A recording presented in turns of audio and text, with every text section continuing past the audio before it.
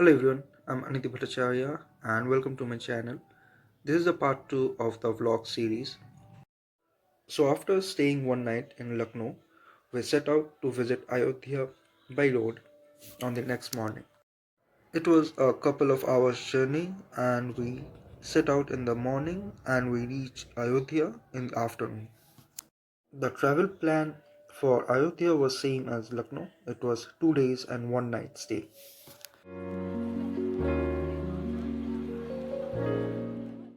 As you can see, we have finally reached our hotel, and the hotel is Awadh Samrat. It's not only an hotel but also a banquet hall for parties and other occasions. The plan was simple. We checked into a room, we got fresh, we had our lunch, and after that, we went out to visit the Ram Mandir.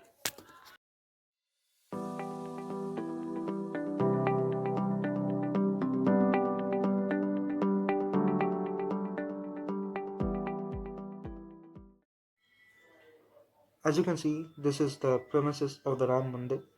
Even after this entry gate, the Ram Mandir was almost a few hundred meters away from you.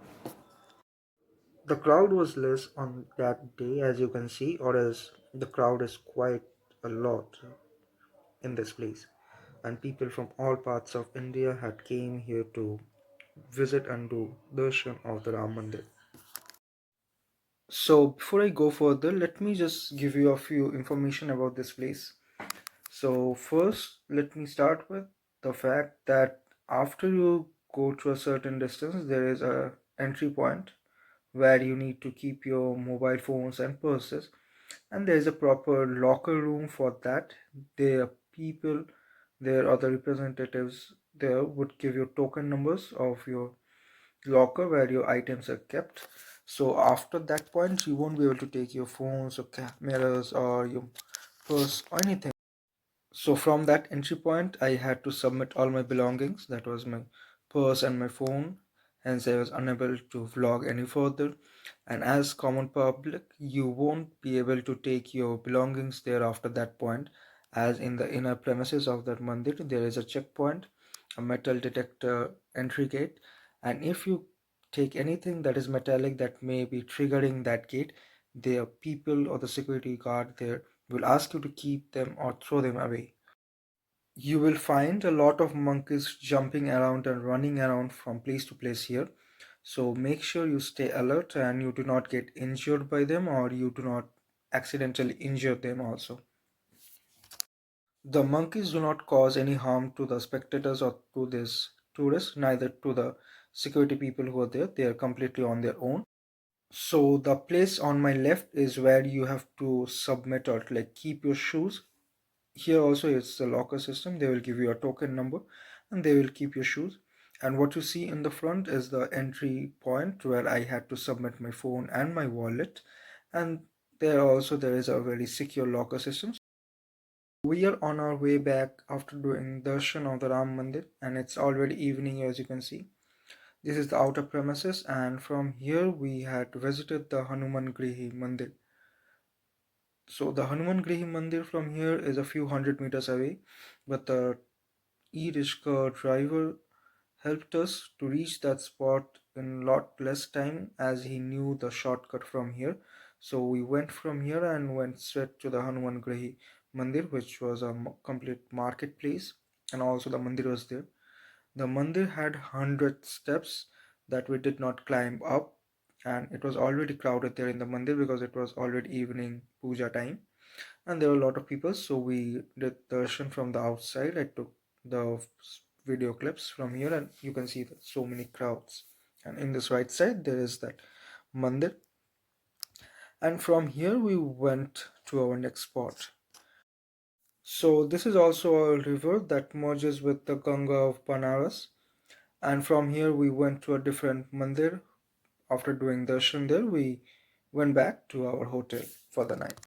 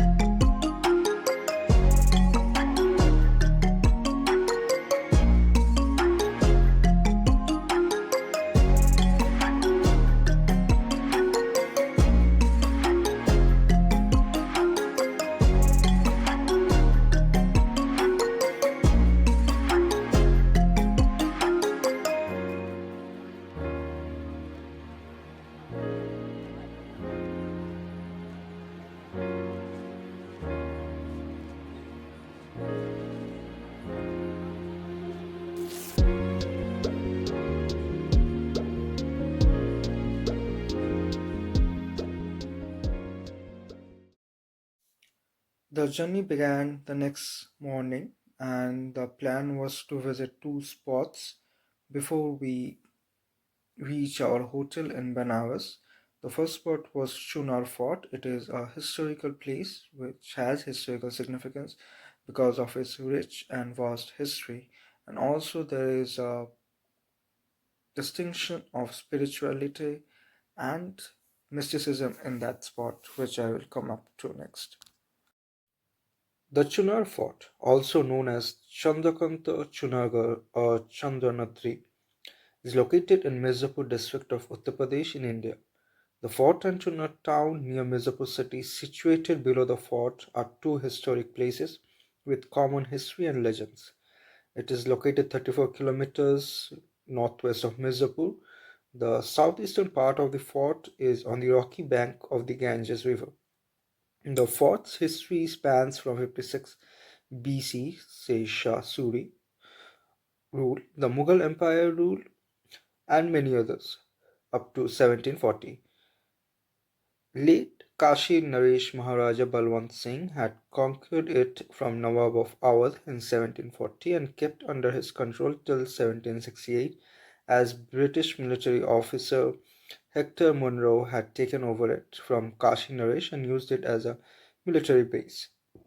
Kashi Naresh Maharaja Chit Singh had again gained control on this fort till 1781. Lastly, the British Raj occupied the fort till 1947 when India gained independence.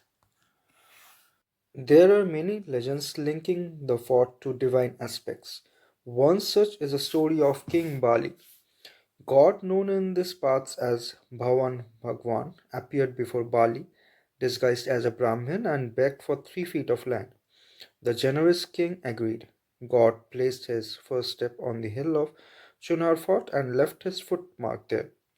Since then, it is known as Charanatri, which over the years took the short form of The Chunar. Second legend is King Vikramaditya of Ujjain. His brother Bharathari, who opted to live the life of a hermit, started living near the rock face of Chunar.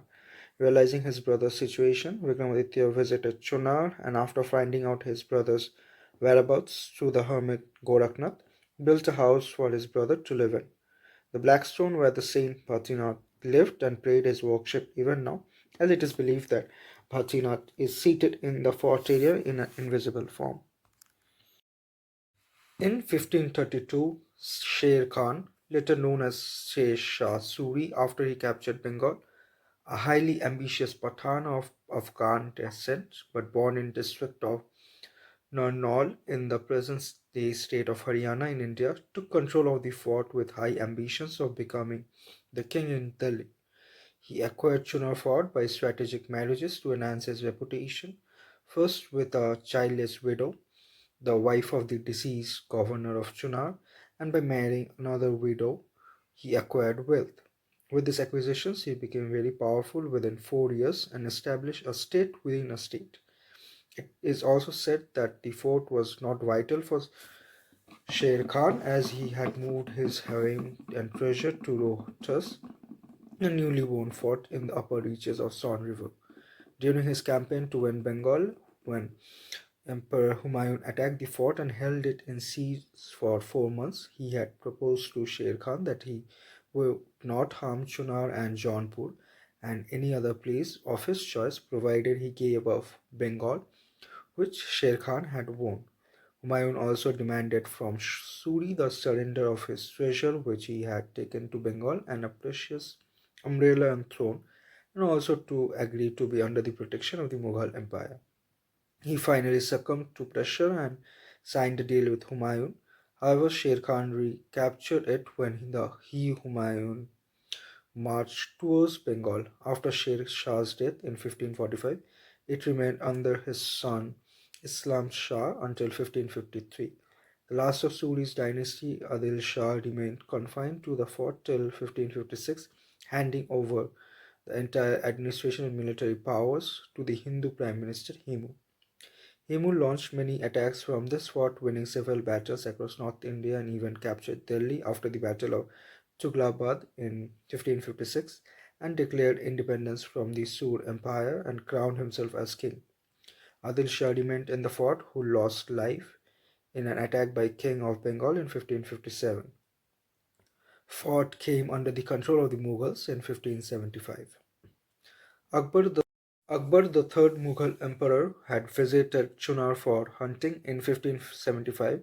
He acquired it as he considered the fort strategically located to guard the Ganges and the major land routes to eastern India. Abul al-Fazl described his victory over the fort by Akbar an important event. It is believed that much of the fort as seen now was built during Akbar's reign. During his rule, the west gate was built in the fort entrance, with the date 1586 having been engraved on the stone archway.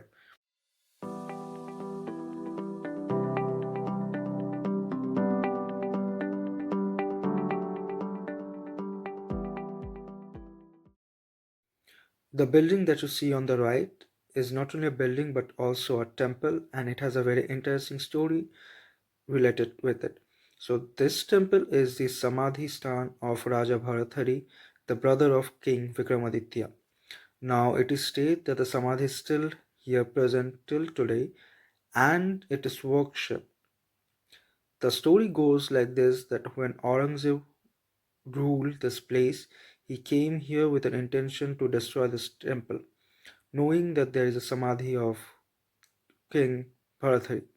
So when his army tried to destroy this place and dug out the Samadhi Sthan, lots of bees came out and attacked the army of Aurangzeb.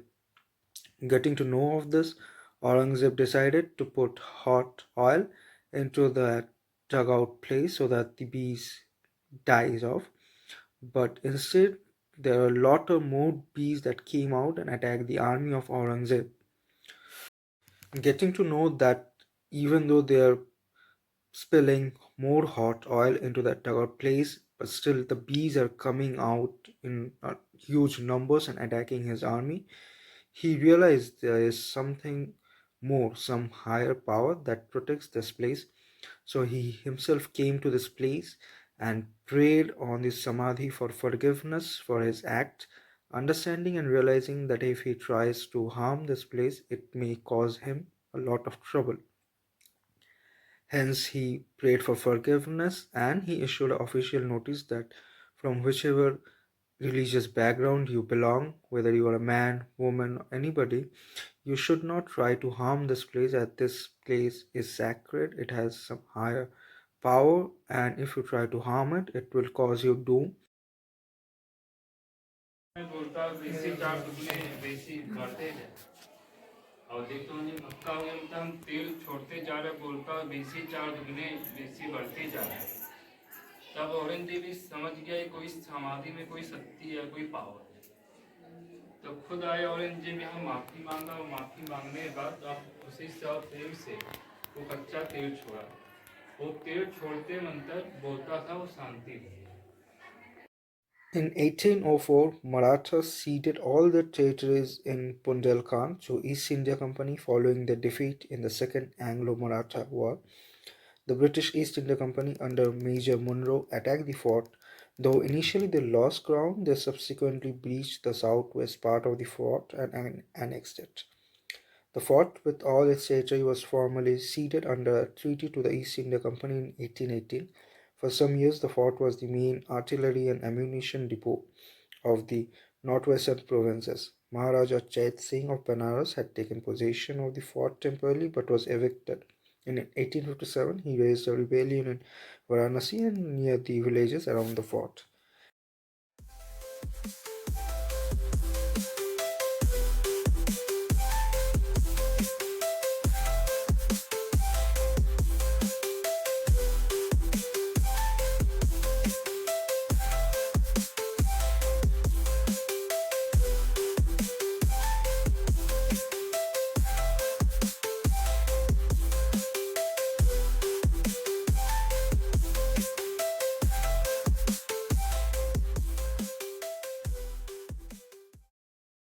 Outside the fort premises, there is this Shiv temple that was high up in the mountain, and as you can see, the steps were quite steep.